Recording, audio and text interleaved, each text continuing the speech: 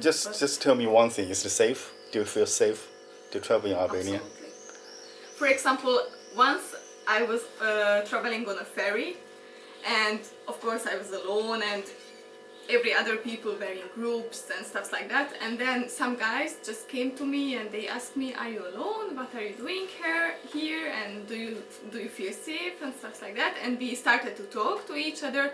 They were super friendly, and then I wanted to make a round trip, so like go to the other side of the lake and then back. But then they were so nice. I said, okay, they were by car, and they said, okay, I will go with you, should I?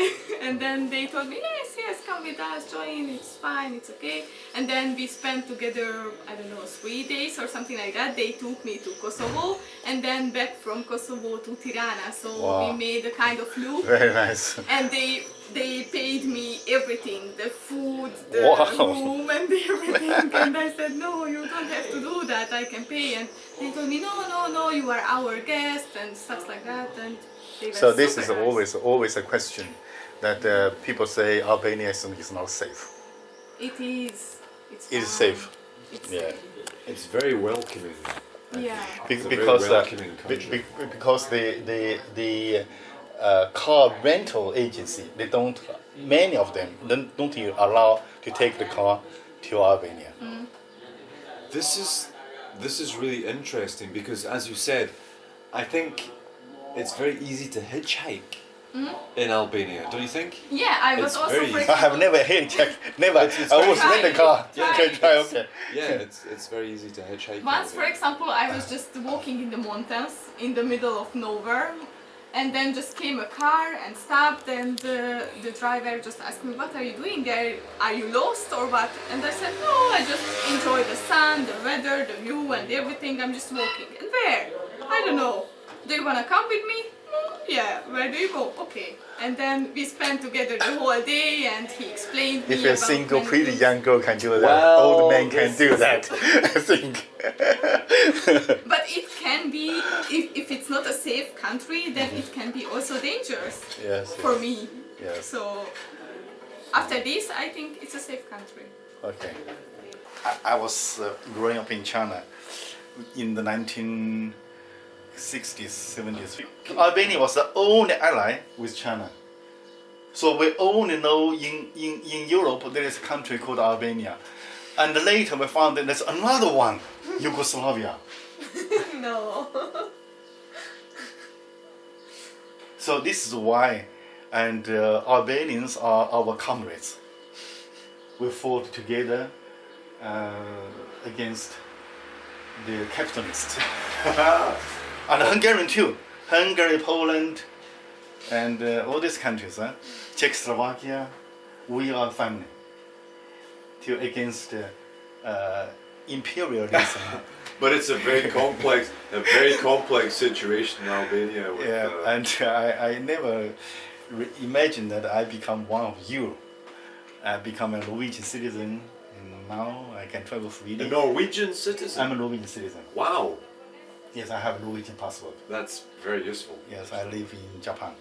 So this is my very strong reason. I want to go to Albania. I want to meet my comrades to see how they live. Okay, my friend, I met at the hostel, Golden Bridge or Gold Bridge? Hostel. Golden Dragon. Golden Dragon Dragon, mean, okay. mean the bridge.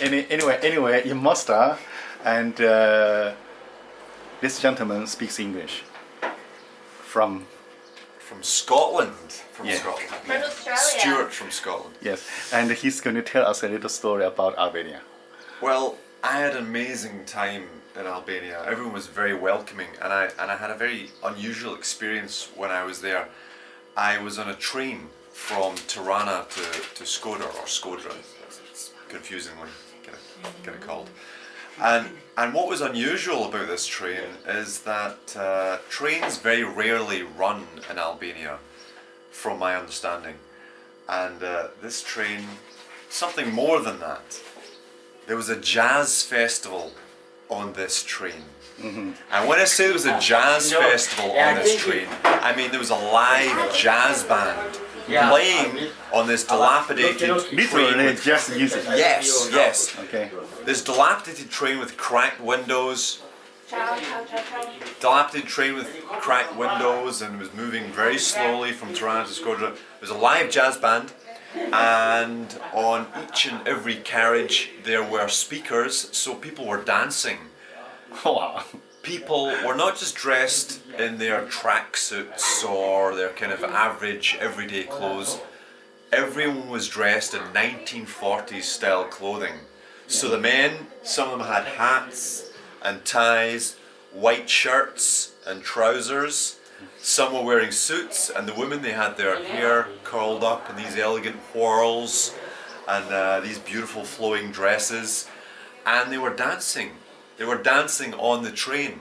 And while we were dancing, of course, this train was sponsored by a jazz bar in Tirana, and so they were serving drinks as well. So people were drinking, people were dancing, people were listening to jazz music, and it was a fantastic time. The sun was shining outside, and you could see the countryside.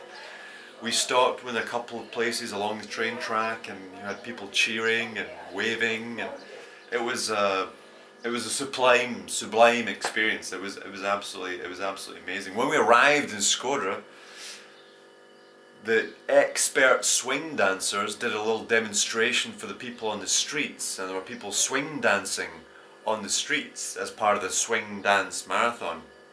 And then we went to a theatre.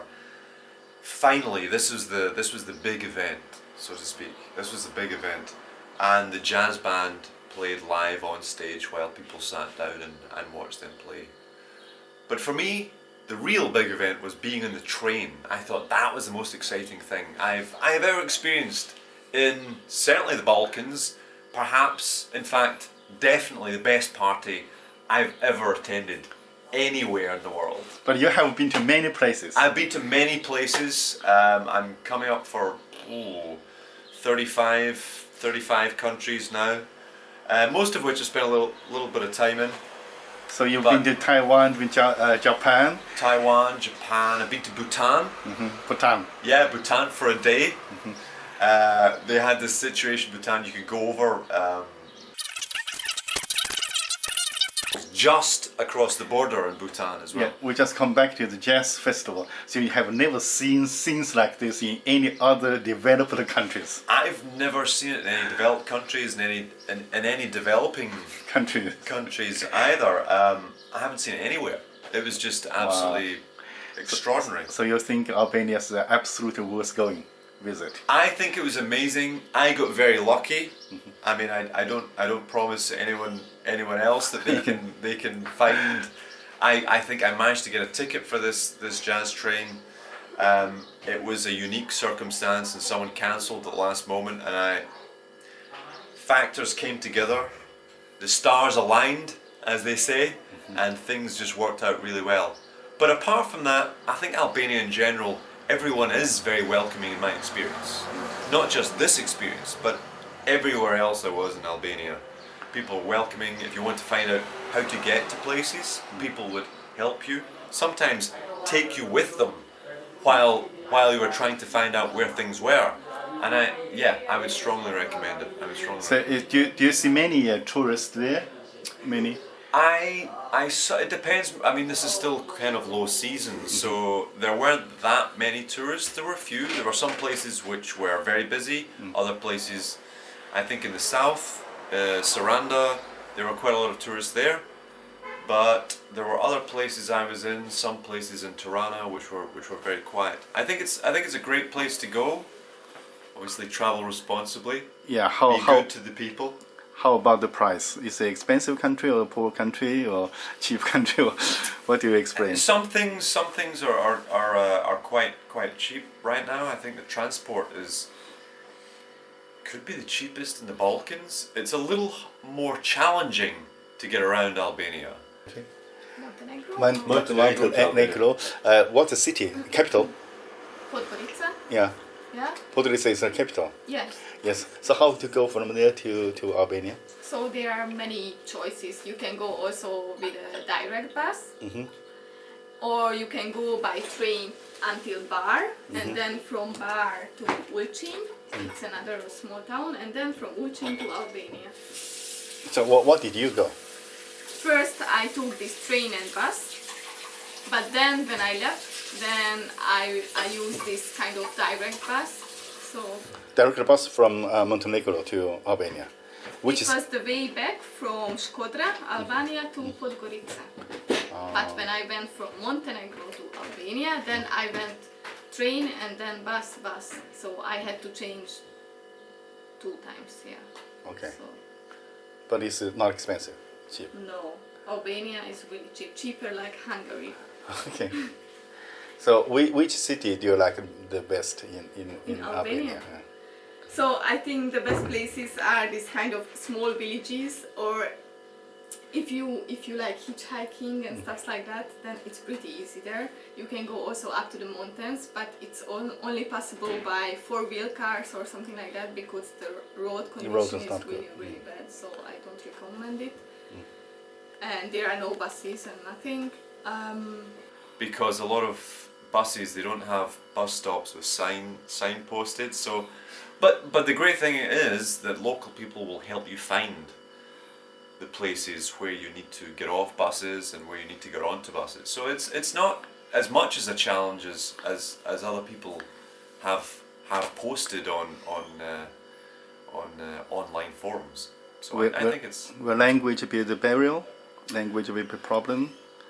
I didn't find it that much of a problem. In the north of Albania, when I was in the north of Albania, I was in Valbona. I don't know if, and there were fewer people speaking English there than in other parts, because I guess they just, there's not so much a culture of they're a lot more secluded in the north, but it's it's changing. I didn't have it so much of a problem. Of course, in the capital city, everyone, a lot of people speak English, English, and okay. it's not an issue. Thanks so much. Thank you. You're welcome. Okay, good.